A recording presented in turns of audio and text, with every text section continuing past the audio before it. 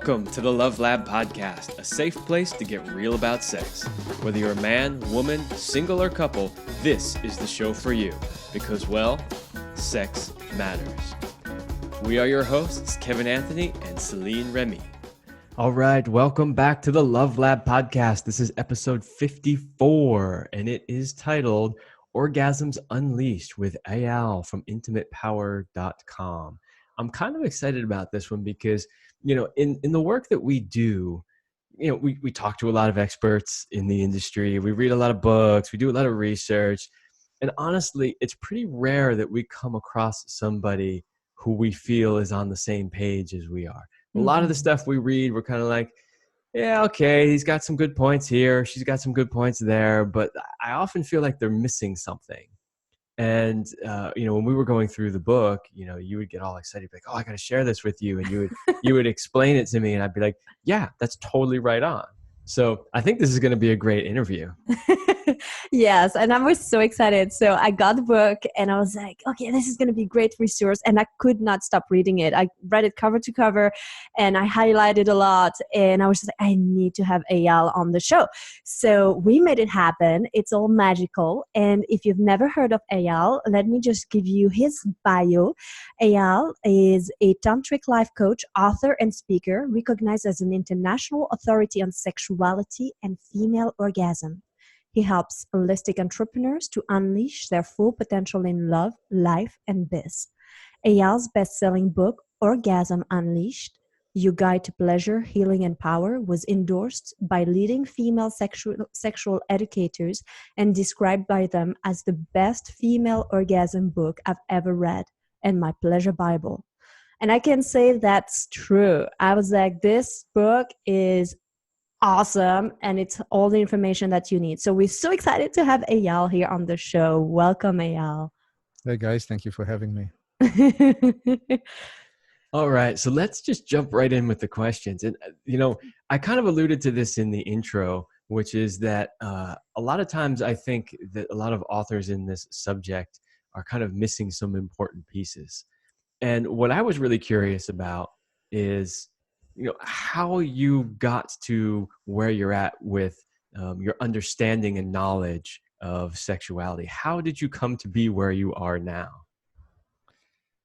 Not through studying this in the university. That's the first thing.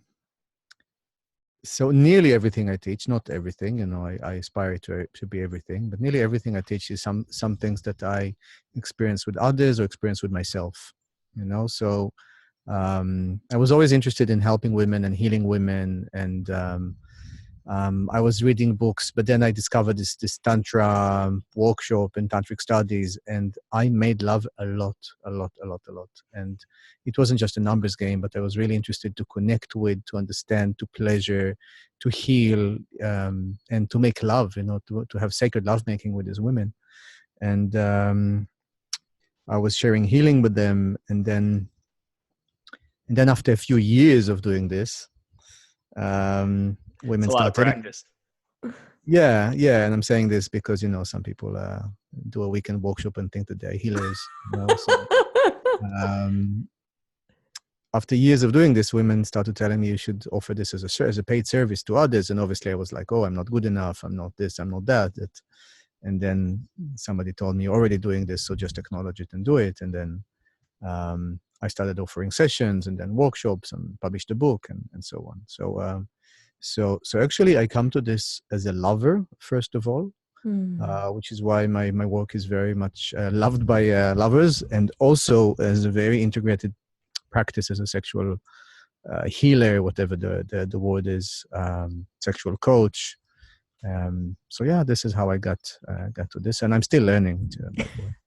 We like to say that it's a never-ending path. Like, we've been on this path for over 15 years, each one of us too. And it's like, I still reach new levels and I still discover new places. I don't think I'll ever come to a place where I'll be like, oh, that's it. And that's the beauty of it. Yeah. And once again, we learn practice makes perfect. I did like that when you're like, hey, I made love a lot. Yeah, you don't just become a great lover from reading in the book. You you get it like, okay, you get the theory, but then it's putting it into practice that makes the difference. Yeah, and not just, not just a lot of sex, because some people can have a lot of sex, but it's still, there's no growth in there, So really checking in with my lovers every time we make love, and checking in while we're making love. Somebody once says, tantric sex is like normal sex, it's just much longer and you talk during. Well, sounds like our sex. I think it's a little bit more than that.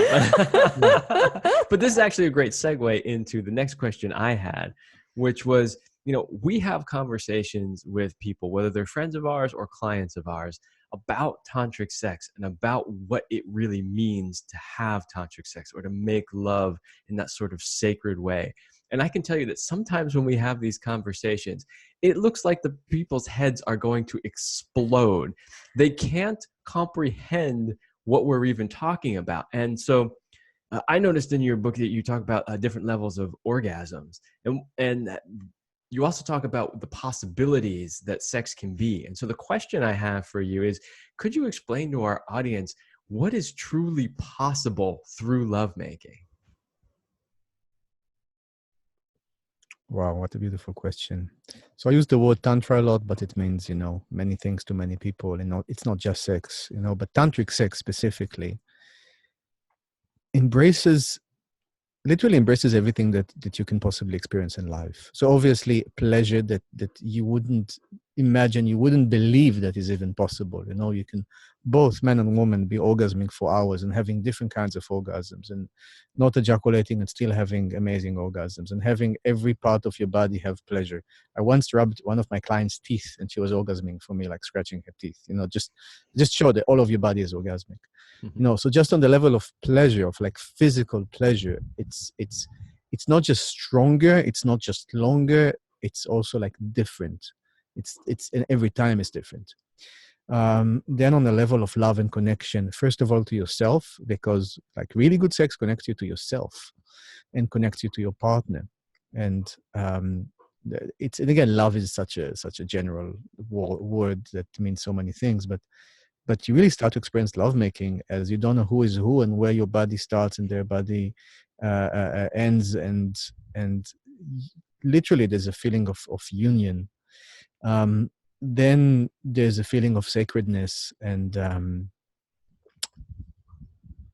so that's union with the divine, union with life. You feel like everything is perfect, the moment is perfect, and you can either be thumping and pumping and doing it more intensely, or, as I really, really recommend, having slower sex, which doesn't mean that it's not orgasmic, it's much more orgasmic.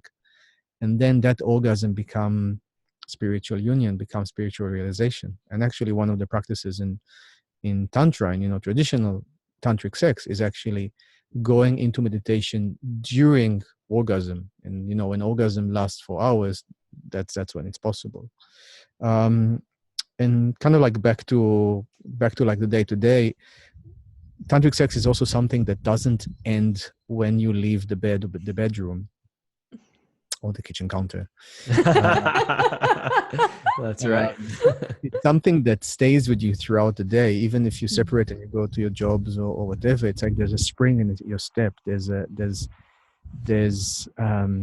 There's confidence, there's energy, there's creative energy, there's the ability to do things and manifest things in the world, there's the ability to accept things in the world. It's really much more than just sex. So one of the things they say is sexuality is not just about sex, and when you're having the best sex of your life is going to be better.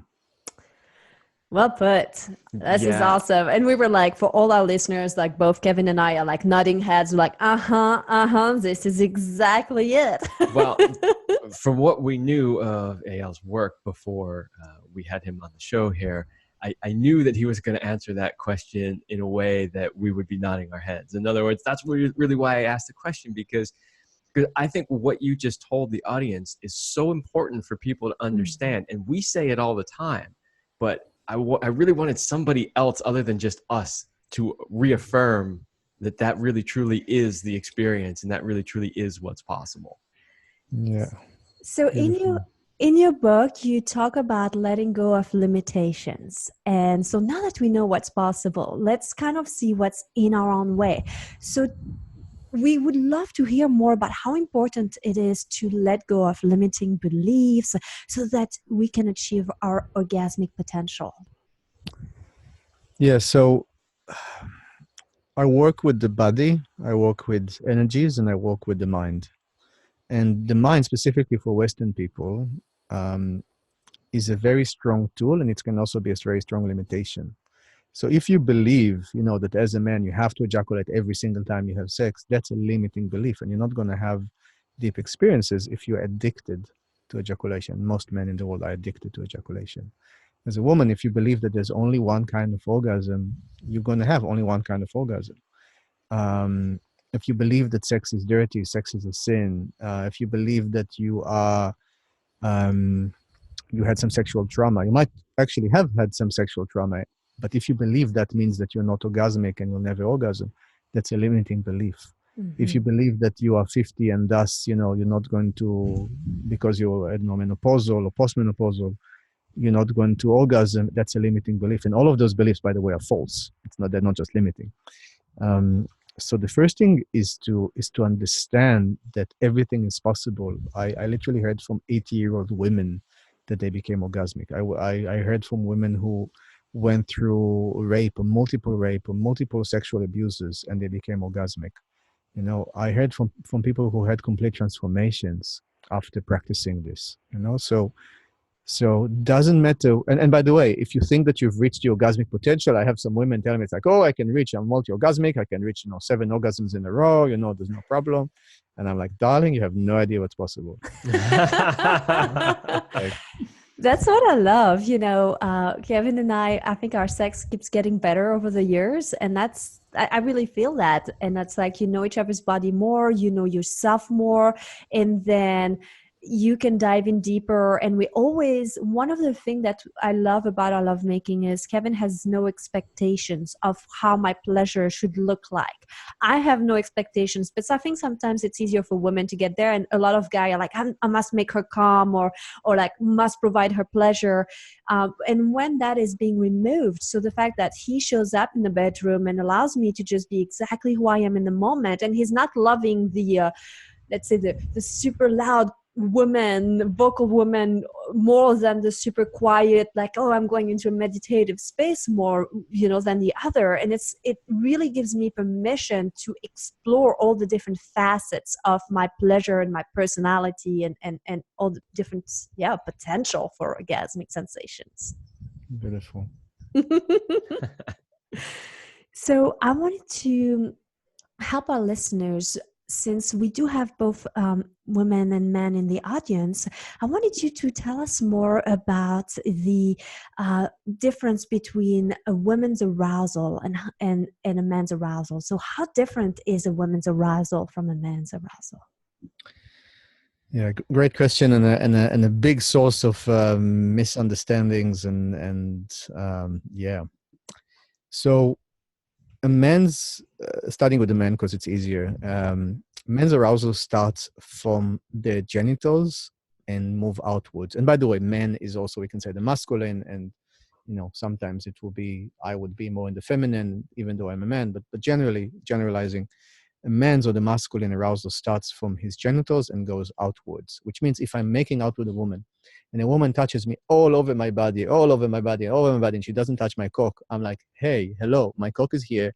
It wants to be touched. Okay, as long as the woman is okay with that, obviously. If she doesn't, okay, but once she touches my cock, there's kind of like, okay, finally she knows like this thing exists. And afterwards, it's like if I go to like an erotic massage, as early as possible, if you touches my cock, then you build energy in the cock, in the genitals, and then you spread it around. Obviously, if a man has, premature ejaculation, there's it's slightly different then, but generally with most men, it's like this.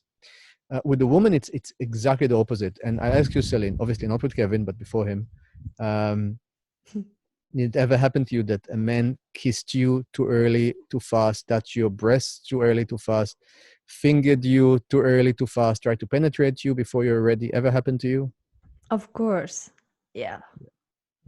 And any of you listening, it might have happened to you as well, that men were usually getting to wherever they were going, again, mouth, breasts, ass, vagina, penetration, all of this stuff, too early,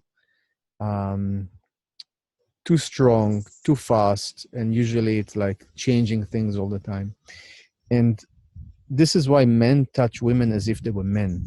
Okay, and by the way, everything that I'm saying, I'm not just have experience. I have experience because I've done all the mistakes. Okay, so I am programmed that when my cock is hard, I want to penetrate. When I'm aroused, I want to touch whatever it is that I'm looking at. Okay, the thing is that women are programmed, or the feminine is programmed exactly the opposite of men. So with the woman, always go circular. Don't go straight to the mouth, but hover around the mouth, be close to the mouth. Instead of going straight to the breast, go around the breast, go in the chest and the shoulder and the upper belly. Instead of going to penetration, touch her all around her ass, all around her hips, all around her thighs, and go all around the entrance before you penetrate. So a man is aroused from the center outwards. A woman is aroused from the extremities of the body inwards, from up downwards. Okay, so that's you start with the face and the mouth, and then you go south. So yeah, that's again generalizing. That's the difference in arousal. I used to say that also women go from soft to hard, and I actually believe that men should receive this as well, from soft to a little bit not hard but more intense. Because I see many people touch with intensity, but without softness, without sensitivity, without subtlety. So it's really important for both men and women to cultivate that softness and that feeling through the hands and through the body. Absolutely. See, I knew this was going to be a good interview. So in our online courses, we actually have a part that is all of the places you should touch on a woman before you get to her genitals. So your answer was absolutely perfect. Nice.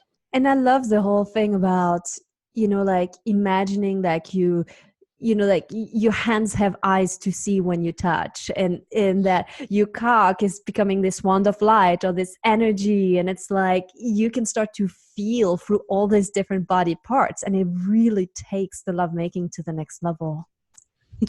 and your generally your life to the next level. It's like I'm a dancer as well. That's one of the main things that I do actually in life. And I dance with a woman on the dance floor, and I know exactly which muscles in her body are tight because I can feel everything without needing to see it, without needing to look at her body. So once you develop these capacities, you become sensitive to people's movements, to people's sounds, to people's breath, to people's everything. I am so excited, Eyal, that you hear him saying that. When men come to see me, they all want to be like, teach me the buttons I need to press on a woman. And I'm always like, let me teach you first, how to receive and listen to your body, slowing things down, learning about your body. And they go like, why do I need to learn about myself? I want to learn about her. And I'm like, once you feel yourself from the inside out, then you literally feel the other person within your body. And so I love that you're saying that, because I'm like, yes, there's more of us teaching this because it's needed. Totally. And the first button you need to press is chill the fuck out. The thing that I always like to try to say to men too, and I don't know, maybe I'm just kind of the weird one, but so many men, they want to go straight for the breasts or straight for the vagina. And to me, that's like, you've got a cake and you just go straight for one little piece of it when you've got berries on it over here and icing on it over here. You've got all these things that you could potentially enjoy, all these flavors, all these tastes and things. And you just go for just one. When I'm really making love to a woman, I want to experience every part of that. I'm not going through the motions, going, touch her thigh because I know she wants me to touch her thigh. I'm touching that thigh going, that is the most spectacular thigh I have ever touched. Exactly. Good thing I'm wearing a short dress. Oh, yes, you are. I meant it too. I was looking at it. I could feel it. It's getting hot in here. Yeah. So exactly, can we look at the finger? Can we look at the hand? Can we look at the curve of the neck? Can we look at, I get turned on by, small scars that women have, or if they have like whatever, it's like they get self-conscious about, the bellies after pregnancy and whatever. And I'm just there like admiring that belly that created a few children or whatever, So can we transfigure? Can we see the divine, the attractive, the feminine, the whatever you want to call it, and love every part of our bodies, by the way, and our partners' bodies, both men and women. Because when you do this is something that is arousing. When you look at somebody with so much appreciation and so much love and so much, it's like and you can enjoy, with your eyes, and you can smell. I smell women. It's like I'm making somebody like oh yeah. And I'm like, don't take a shower before you come to see me. I don't want you clean. I don't want to smell your deodorant, even if it's made by virgin nuns in the Amazon. So, okay, I know I've been asking a lot of questions. I'm going to ask one more questions and then I'll let you, because I am really excited about this one here. I've been like, since I read the book, I'm like, this is what I want to talk about.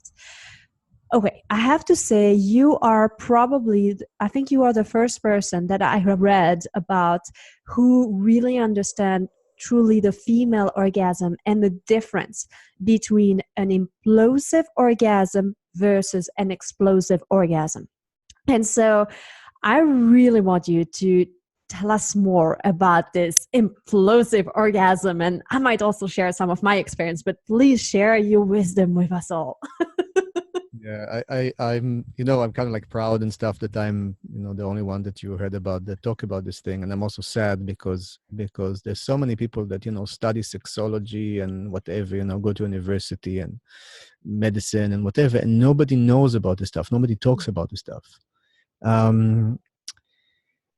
So generally speaking, there's two major kinds of orgasms: explosive and implosive. So I'll ask you, Céline, like back in the day when you had receiving clitoral stimulation and you had a clitoral orgasm, your clit became hypersensitive? I might be an oddball because I think I taught myself very quickly how to do an implosive orgasm. Yeah, I saw that coming. Yeah. Okay, so for most women, what I call a bad good example, or a good so for most women, if they have clitoral stimulation and they have a clitoral orgasm, their clit will become hypersensitive, kind of like, don't touch me, lay off my hands now. Lay your hands off my clit now. And I was very surprised as a young man discovering this, because I would go down on a woman and she would orgasm and then she would push me away. And I would kind of like try to hold onto her pubes and kind of like stay there. And I was like, no, like, it's too much. And by the way, men also have this after you ejaculate, sometimes during ejaculation. It's kind of like the head of the cock becomes hypersensitive. It's like, it's kind of like it's pleasurable, but it's kind of like too sharp. The feeling is too sharp. So that's one thing. It's kind of like there's pleasure, but the pleasure feels like an explosion that is followed by a very quick decline, kind of like a drop. So not feeling satisfied. It's kind of like a very shallow level of satisfaction, and it's more like depleted and done. And sometimes even energetically, kind of like energy drop, tiredness. Some women say that they're even feeling sad, frustrated, and angry. Kind of like this. There was a build up towards something, but then we didn't experience this. The orgasm feels more like my orgasm, and it's usually focused on the clit. Sometimes there can be, like waves around the body, but it's generally coming from the clit, and it's focused on that area. And some women can have a few of them. Some women can only have one, and then they can't have one for, I don't know, minutes or hours or longer. Okay. And that sounds similar to a man's orgasm, ejaculatory orgasm, which is also explosive. Okay. So it feels nice for like, I don't know, 5 seconds. And then you lose your erection, and it takes some time to build it up. And once you get into your 30s and 40s, it takes, hours sometimes to build it up to have a strong erection and to be able to come again. So this is the explosive orgasm, and it's called explosive because the energy explodes and you lose the energy. Okay, so that's explosive orgasm. The other kind is implosive, which means that first of all, there's many different kinds of pleasure. If the explosive one is generally like the same kind of orgasm, with the implosive one, there's a million different kinds of orgasm which are possible. It takes longer to have an implosive orgasm. Okay, so maybe you need a little bit more stimulation, maybe you need to relax more. Also, the explosive one comes from rubbing and intensity and pushing and friction. And the implosive one needs to be some kind of relaxation and surrender in order to get there. The pleasure is stronger, the pleasure is longer, so it takes more time to build up, but then you stay on that orgasmic plateau for a while, okay, orgasmic state for a while, and then when it dissipates much slower, and literally the whole day you can still feel your whole body tingling. Your whole body becomes orgasmic. It's not just focused on the genitals. The orgasm feels more like our orgasm. It's engulfing both of you. You feel more connected to your body, to your femininity, to life, to God, to whatever you want to call that. It's very healing as well. So the explosive one is actually, if you do it too much, it's actually depleting your energy. But the implosive one is actually healing for the body, healing for the heart, healing for the mind. It's more, you can say, emotional, which is it brings up whatever it is that you've been hiding or suppressing, okay, which is why some people, men and women, would stop sometimes sex, because sex becomes too emotional and they don't allow themselves to express it. So yeah, this is some of the differences between explosive and implosive. Well, I think that's actually a very good description, but I'm also curious, Céline, from your perspective, how you experience it. So very similar to what Eyal just was explaining, but in my words, I definitely know the implosive orgasm, the more I relax, the bigger, and I don't really have control, and it takes over, and my whole body will just kind of get into these movements that is just, it takes over. While the explosive, it's like I'm making it happen. And definitely it's really like, eating like fast food versus like a gourmet meal, and you're like, well, sure, I'm fed with the explosive one, but like half hour later I'm still hungry, or or you don't have all the nutrients that you really need. One thing too that I know for sure is it's about the clitoris, is actually how you can use your clitoris. For me, I always see it as a fire stoker, not really as the thing I have to use all the time. It ignites the energy, gets it started. And it's kind of like, since the clitoris is not just the head, it has the legs and it goes all the way inside the vagina. You stroke it on top, it ignites the fire, and then everything inside is lit up, and then it can start to move from this inside out and spread throughout the body. Yeah. And something very important to say is that we're not saying that the clit is bad, or clitoral orgasms are bad. I'm always asking myself, what is serving, what is empowering, what is holistic, what is harmonious to the body and to the energy system. Okay, so there's nothing bad about the clit. It's just, let's use our body like a musical instrument. Let's use it like a sacred tool. Let's use it like something magical. I like that example, and it's really being aware of the clit has pleasure, but like you said, the clit goes all around the vagina, but it doesn't mean that you will have a clitoral orgasm, because it feels totally different. So it feels really, really different to stroke the clitoris itself outside, and it feels really, really different to bring some stimulation to the G-spot, to bring some stimulation to any part of the body.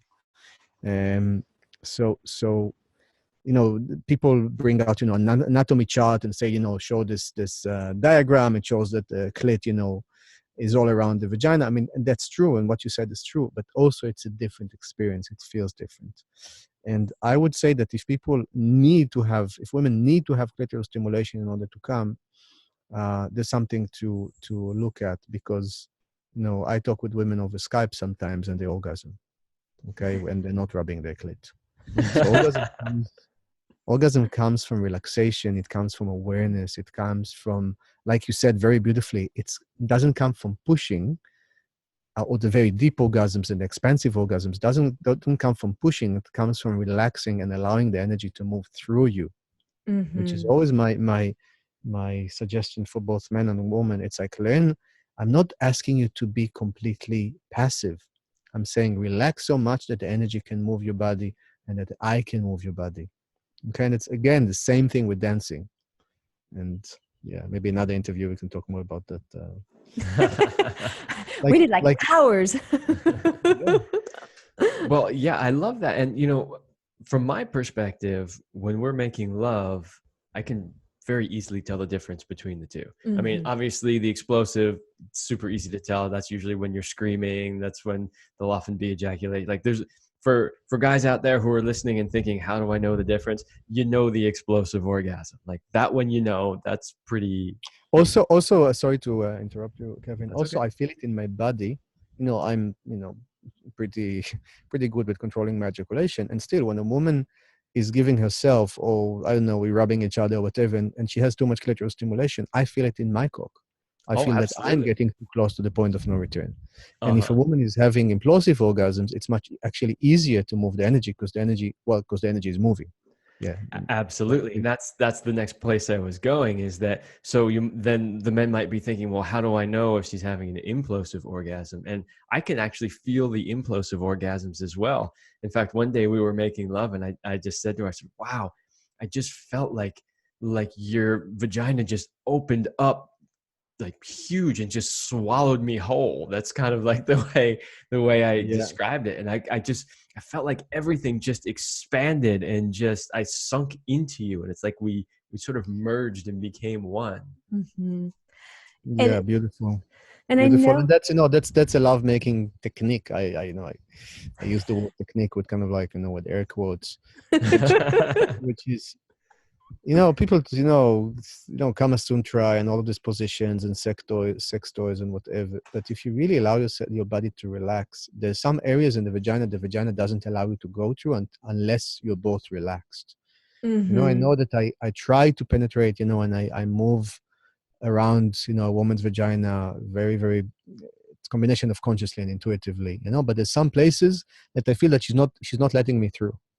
And I need to wait very patiently and go around and be very relaxed in this. And then suddenly her body relaxes and I manage to go deeper into her, not by pounding and pushing, but just by being there, and suddenly the vagina goes like, okay. And same thing with deep throating, which is another very, very beautiful practice. Some women, they love it and they push my cock into their throat, and actually it hurts my cock because my cock is extremely sensitive. Okay, and I tell them, you don't have to push. I mean, thank you very much for wanting to have me in your throat. Because the women who really understand, they're not doing it for the men, they're doing it for themselves, because the pleasure is deeper and it's different than anything else. So you don't need to push anything. It's about arousing the throat, arousing the mouth to actually relax and receive the cock inside, and then it slides in. You don't have to push in, and this is the same with life. In my life, I'm talking from experience. I used to do all of this stuff, and I used to push, and I used to stuff, and what I'm finding is by connecting more to the feminine, connecting more to flow, relaxing rather than trying to do, everything is happening. It's like my business is easier than ever. I'm making more money than ever. I'm doing better work than ever. I'm happy with my life than ever. And I've literally took my hands off the reins, and just so where life is taking me, and what's already going, and where my heart tells me to go. And so tantric sex is related to eating, is related to creativity, is related to your mission in life, is related to your spiritual practice, is related to what you do in the world. They're all one. Indeed they are. Oh, this is beautiful. So I hope that all of you listening are inspired, and tell our listeners where they can find more about you and your work. And actually, maybe before that, one more question. What can they do? And let's say for the women listening, what's their first step that they can start to take today to start to explore further their orgasm? Great question, and I am very practical in my approach and my book and my programs and everything. So it's really nice that you ask a practical question. Start with yourself. Stop waiting, both men and women. Stop waiting for the perfect lover or for your lover to learn the tricks or whatever. So dedicate time, if possible, every day to self-pleasuring without going to those explosive orgasms, which means without ejaculation, and for the women without clitoral orgasms. You can have a little bit of clitoral stimulation, that's okay, but not with a vibrator, but with your fingers or with a dildo. And yeah, try to get the dildo inside you and do it every day. Explore. Don't worry about having this kind of orgasm or that kind of orgasm, but really explore your whole body, obviously, your breasts, your thighs, everything, and also your genitals. So see how you can connect with yourself, pleasure yourself, arouse yourself, heal yourself by yourself. And same thing for the men. I can say that I had women who are literally frigid came to me and they said, it's like they're frigid, they don't like sex, they don't enjoy sex, anything. And they did this practice. And after a month or 6 weeks, they became multi-orgasmic. I had 60-something-year-old women who didn't have sex for years with the same experience. I had, like I said, women who were raped, women who were abused, women who went through mastectomy, women who went through removal of the cervix and the womb. Even without the womb, and they became multi-orgasmic. So this is the first practice. So where can they learn all of that? I know because you explain it much more in your book. So definitely get the book, Orgasm Unleashed. Oh wow, that's for those listening. We pulled out the book at the same time. That was good. Cool. So yeah, the book Orgasm Unleashed: Your Guide to Pleasure, Healing, and Power. It's a real book. It's 260 pages. And literally, you can use the practices in the book and practice 1 hour a day, and you can have enough practices for a year. Okay. So get the book on Amazon, get the book on orgasmunleashed.com.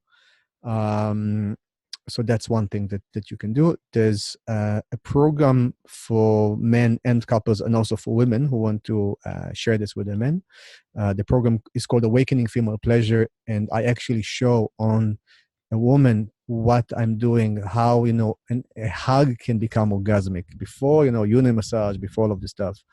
I explain a lot about female orgasm, how to make a woman feel safe and seen and appreciated, how to create a safe space, communication, and then also actual massage, breast massage, whole body massage, vaginal massage, externally, internally, a little bit of healing. But again, it's not about the techniques. It's really about the approach. So you can find more in awakeningfemalepleasure.com. My website is intimatepower.com. That's intimate like intimacy, not like the internet.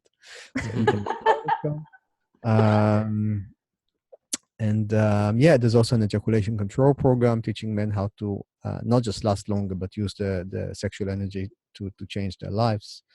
And yes, and I work with very, very few people in a year.